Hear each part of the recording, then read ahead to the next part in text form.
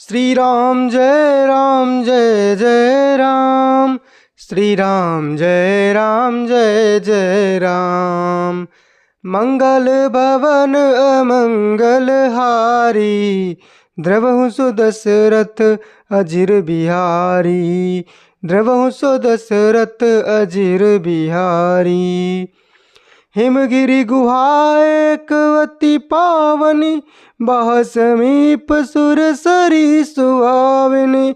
आश्रम परम पुनीत सुहावा, देखि देव ऋषि मन अति भावा। निरख शैल सरि विपिन विभागा, भयो रमापति पद अनुरागा। सुमिरत हरिय श्राप गति बाधी, सहज विमल मन लागी समाधि। मुनि गति देखि सुरेश डेराना, कामहि बोले कीन सनमाना। सहित सहाय जाहु मम हेतु, चलऊ हरषि जलचर केतु। सुना सिर मन महु असी त्रासा, चाहत देव ऋषि मम पुरवासा। जे कामी लोलुप जग माही, कुटिल काक इव सब ही डराही। श्री राम जय जय राम। हिमालय पर्वत में एक बड़ी पवित्र गुफा थी। उसके समीप ही सुंदर गंगा जी बहती थीं। वह परम पवित्र सुंदर आश्रम देखने पर नारद जी के मन को बहुत ही सुहावना लगा। पर्वत, नदी और वन के विभागों को देखकर नारद जी का लक्ष्मीकांत भगवान के चरणों में प्रेम हो गया। भगवान का स्मरण करते ही उन नारद मुनि के शाप की, जो शाप उन्हें दक्ष प्रजापति ने दिया था और जिसके कारण वे एक स्थान पर नहीं ठहर सकते थे, अर्थात जो दक्ष प्रजापति थे उनके पुत्रों को विरक्त बना दिया करते थे नारद मुनि। इसलिए उन्होंने श्राप दे दिया था कि अब कहीं भी आप एक स्थान पर ठहर नहीं पाएंगे अधिक समय तक। तो उस श्राप की गति रुक गई और मन के स्वाभाविक निर्मल होने से उनकी समाधि लग गई। उनका मन निर्मल है इसलिए उनकी समाधि लग गई। नारद मुनि की यह तपोमयी स्थिति देखकर देवराज इंद्र डर गया। उसने कामदेव को बुलाकर उसका आदर सत्कार किया और कहा कि मेरे लिए तुम अपने सहायकों सहित नारद समाधि भंग करने जाओ। ये सुनकर मीनध्वज कामदेव मन में प्रसन्न होकर चला, अर्थात देवराज इंद्र को यह चिंता हुई कि इनकी समाधि लग गई है और ये तपस्या कर रहे हैं, कहीं ये भगवान से स्वर्गलोक ही न मांग लें। इंद्र के मन में यह डर हुआ कि देव ऋषि नारद मेरी पूरी अमरावती का निवास अर्थात राज्य चाहते हैं। जगत में जो कामी और लोभी होते हैं वे कुटिल कौवे की तरह सबसे डरते हैं। सूख हाड़ लय भाग सठ, स्वान निरखि मृगराज। छीन ले जन जान जड़, तिमि सुरपति न लाज। श्री राम जय जय राम। जैसे मूर्ख कुत्ता सिंह को देखकर सूखी हड्डी लेकर भागे और वह मूर्ख यह समझे कि कहीं उस हड्डी को सिंह छीन न ले, वैसे ही इंद्र को नारद जी मेरा राज छीन लेंगे ऐसा सोचते लाज भी नहीं आई। तेहि आश्रम ही मदन जब गयऊ, निज माया बसंत निरमयऊ। कुसुमित विविधि बिटप बहुरंगा, कूजहि कोकिल गुंजहि भृंगा। चली सुहावन त्रिविध बयारी, काम कृसानु बढ़ावनिहारी। रंभादिक सुर नारी नबीना, सकल असमसर कला प्रवीणा। करहि गान बहुतान तरंगा, बहुविध क्रीडहि पानि पतंगा। देखि सहाय मदन हरसाना, कीन शिवुनि प्रपंच विधि नाना। जब कामदेव उस आश्रम में गया तब उसने अपनी माया से वहाँ वसंत ऋतु को उत्पन्न किया। तरह तरह के वृक्षों पर रंग बिरंगे फूल खिल गए, उन पर कोयलें कूकने लगीं और भौरे गुंजार करने लगे। कामाग्नि को भड़काने वाली 3 प्रकार की शीतल, मंद और सुगंध सुहावनी हवा चलने लगीं। रंभा आदि नवयुवतियाँ देवांगनाएं जो हैं वे सब की सब काम कला में निपुण थीं।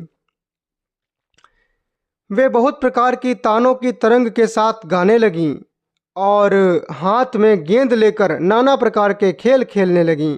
कामदेव अपने इन सहायकों को देखकर बहुत प्रसन्न हुआ। फिर उसने नाना प्रकार के माया जाल किए, परंतु कामदेव की कोई भी कला मुनि पर असर न कर सकी।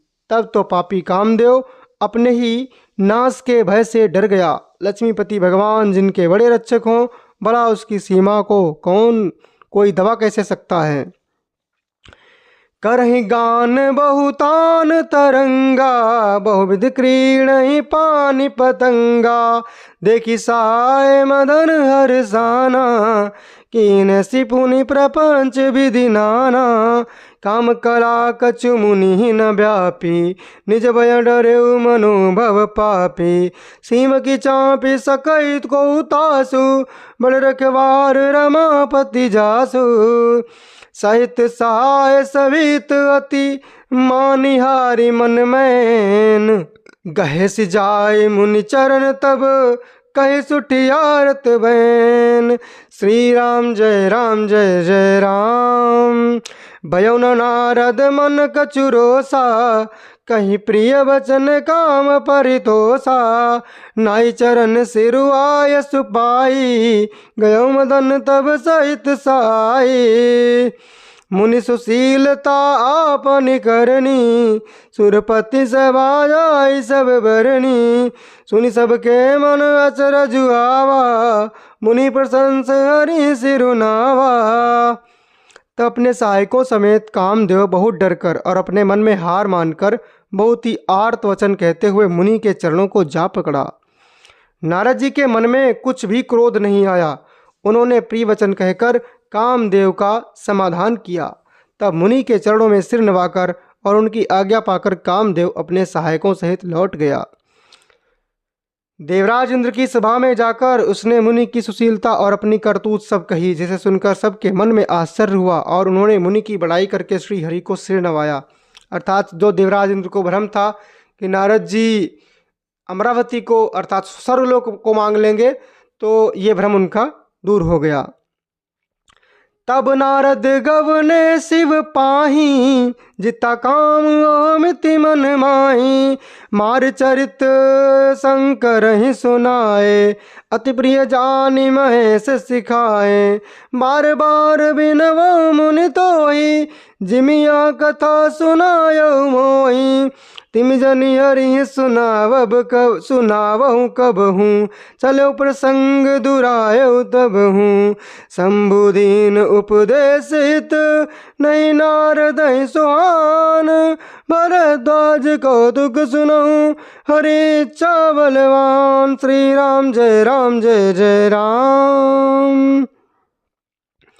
तब नारद जी शिव जी के पास गए। अर्थात जब कामदेव वहाँ से चले गए, उसके बाद नारद जी शिव जी के पास गए। उनके मन में इस बात का अहंकार हो गया कि हमने कामदेव को जीत लिया। शिव जी ने तो कामदेव को जीत लिया था, परंतु क्रोध को नहीं जीत पाए थे, और हमने काम और क्रोध दोनों को जीत लिया। उन्होंने कामदेव के चरित्र शिव जी को सुनाए और महादेव जी ने उन नारद जी को अत्यंत प्रिय जानकर इस प्रकार शिक्षा दी। अर्थात नारद जी शिव जी को अत्यंत प्रिय हैं, इसलिए शिव जी नारद जी को क्या उपदेश कर रहे हैं।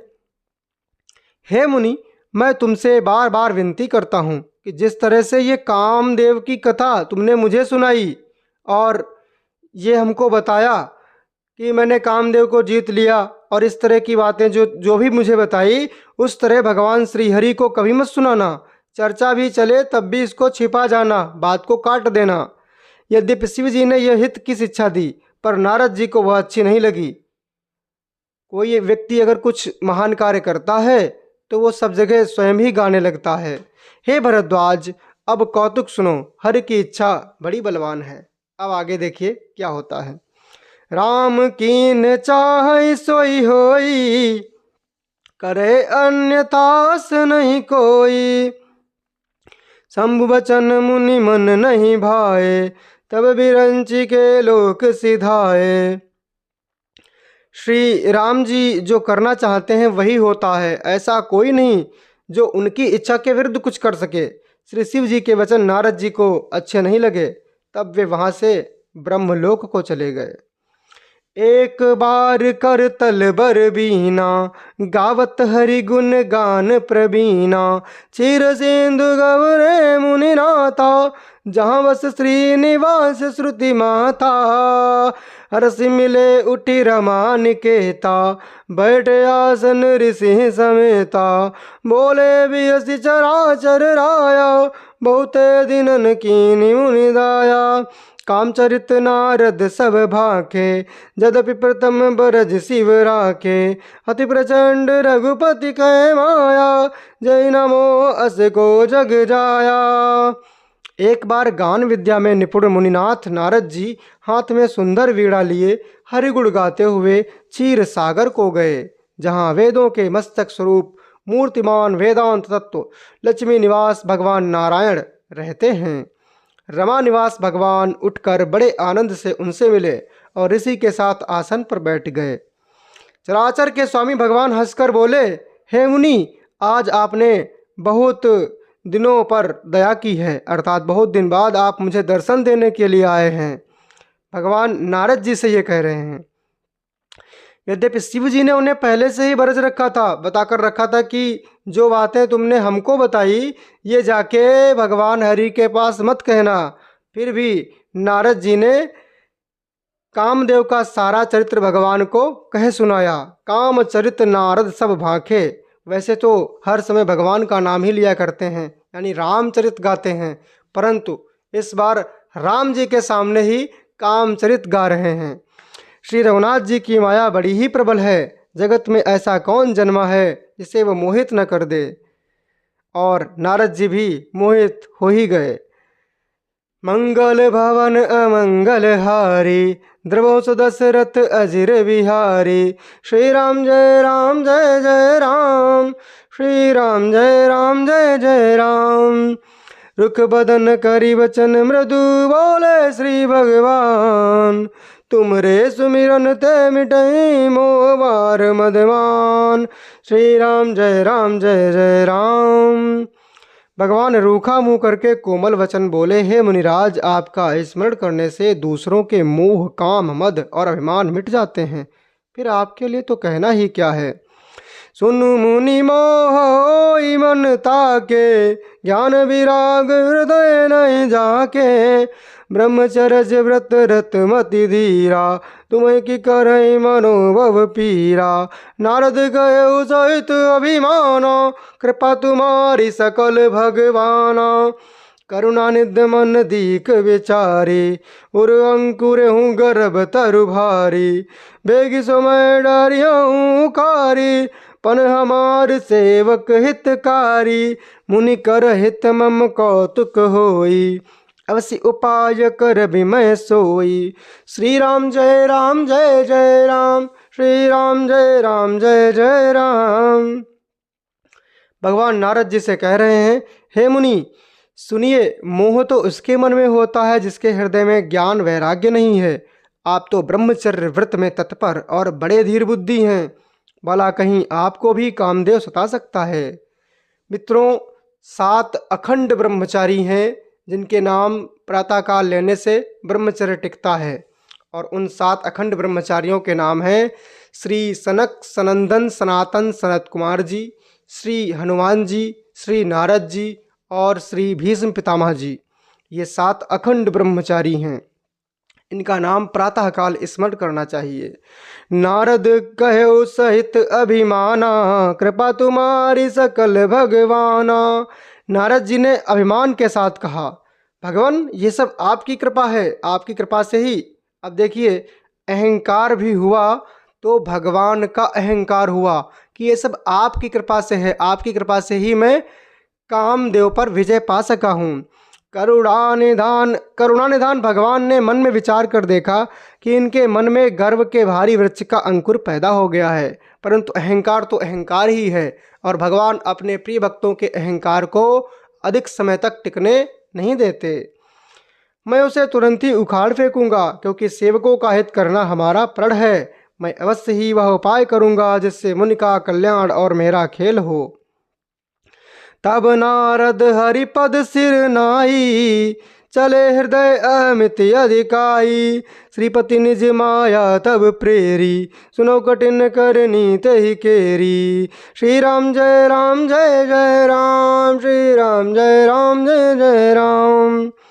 बिरचे उमग मऊ नगर तई, सत जो जन विस्तार। श्रीनिवासपुर ते अधिक रचना विविध प्रकार। तब नारद जी भगवान के चरणों में सिर निभाकर चले। उनके हृदय में अभिमान और भी बढ़ गया, क्योंकि आज भगवान ने उनको इतना सम्मान ही दिया।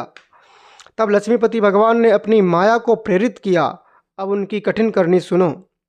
भगवान की माया क्या क्या करती है और किस किस को मोह लेती है। जिस रास्ते से नारद जी जा रहे थे, उसी रास्ते पर 100 योजन अर्थात 400 कोस 1200 किलोमीटर का एक नगर माया के द्वारा रच गया। उस नगर की भांति भांति रचनाएं लक्ष्मी निवास भगवान विष्णु के नगर वैकुंठ से भी अधिक सुंदर थीं। अर्थात उस माया से ऐसा प्रतीत हो रहा था कि वैकुंठ से भी सुंदर नगर वहां पर बसा हुआ है। बसही नगर सुंदर नर नारी, जन बहुमन सिजरति तनुधारी।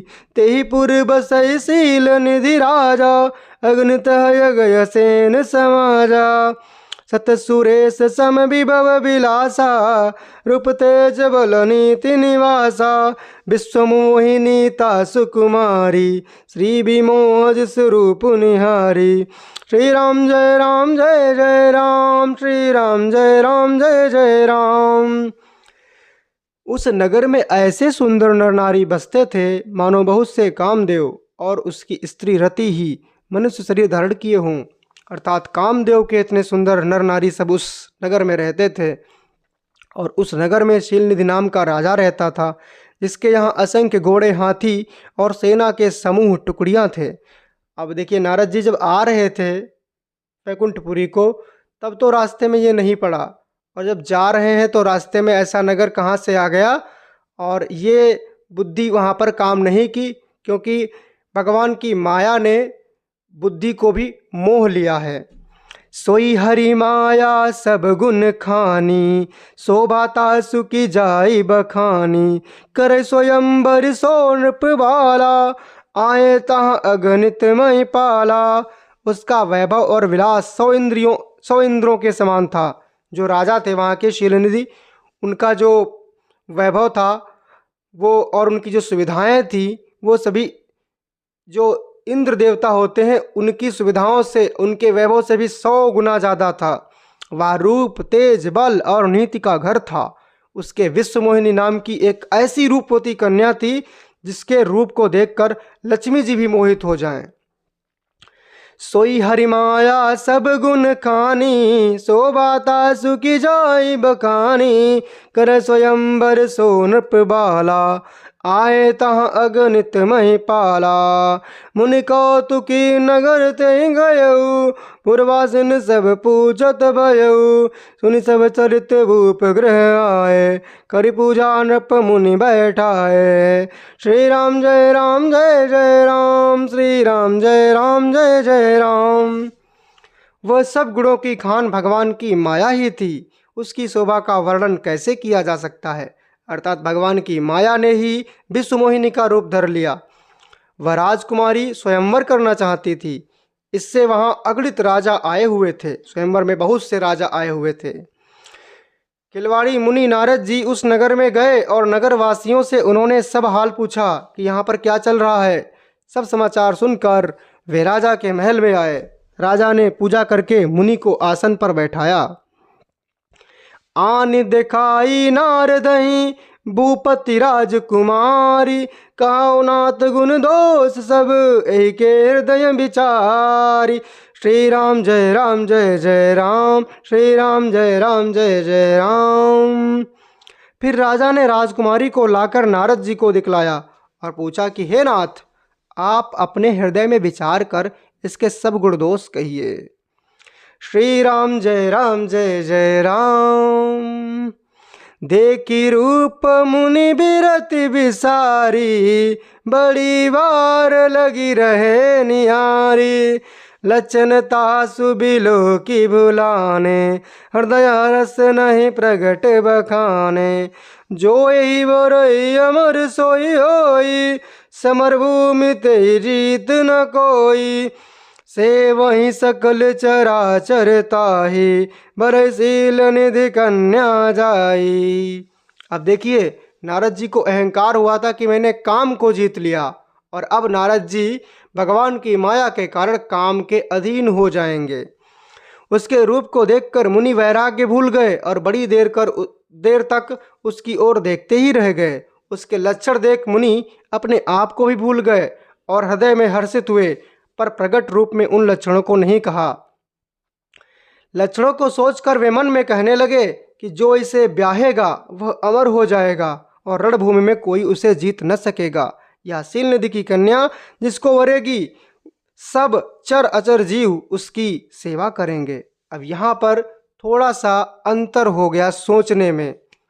यहाँ पर सोचने में अंतर क्या हो गया कि इस कन्या से जो ब्याह करेगा वह अमर हो जाएगा, ऐसा सोच रहे हैं, और रण में कोई उसे जीत नहीं सकेगा।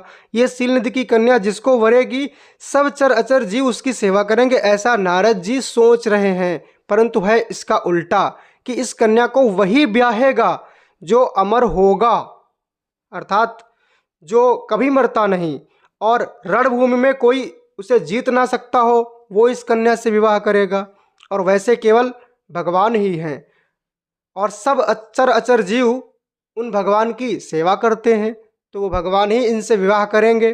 परंतु यहाँ पर जो नारद जी हैं, उन्होंने इसका उल्टा सोच लिया कि जो इस कन्या से विवाह करेगा उसके अंदर ऐसे लक्षण आ जाएंगे, जबकि है यहाँ पर ये कि जिसके अंदर ये लक्षण हैं वही इस कन्या से विवाह करेगा। लक्षण सब बिचारी उर राखे, कछुक बनाई भूप सन बाके। सुता सुलक्षण कहिन पाही, नारद चले सोच मन माही। करो जाय सोई जतन बिचारी, जही प्रकार मोई बरह कुमारी। जप तप कछु न होई तेहि काला, हे विधि मिलई कवन विधि बाला। श्री राम जय जय राम, श्री राम जय जय राम। सब लक्षणों को विचार कर मुनि ने अपने हृदय में रख लिया और राजा से कुछ अपनी ओर से बनाकर कह दिया। राजा से लड़की के सुलक्षण कहकर नारद जी चल दिए, पर उनके मन में यह चिंता थी कि मैं जाकर सोच विचार कर अब वही उपाय करूं जिससे यह कन्या मुझे ही वरे। इस समय जप तप से तो कुछ नहीं हो सकता, अर्थात स्वयंवर तो होने ही वाला है, तो जप तप करने से क्या लाभ है, जप तप करने में तो बरसों लग जाएंगे। हे विधाता, मुझे यह कन्या किस तरह मिलेगी। अब देखिए, नारद जी कामदेव के अधीन हो गए। एहि अवसर चाहिए परम शोभा रूप विशाल, जो बिलो किरी जय कुंवरी तब मेले जयमाल। श्री राम जय जय राम, श्री राम जय जय राम। इस समय तो बड़ी भारी शोभा और विशाल सुंदर रूप चाहिए, जिसको देखते ही राजकुमारी मुझ पर रीझ जाए और जयमाल केवल मेरे ही गले में डाले। मित्रों, आगे की कथा अगले वीडियो में श्रवण करेंगे। तब तक के लिए जय जय श्री सीताराम, जय जय श्री राधे श्याम। नमो पार्वती पते, हर हर महादेव।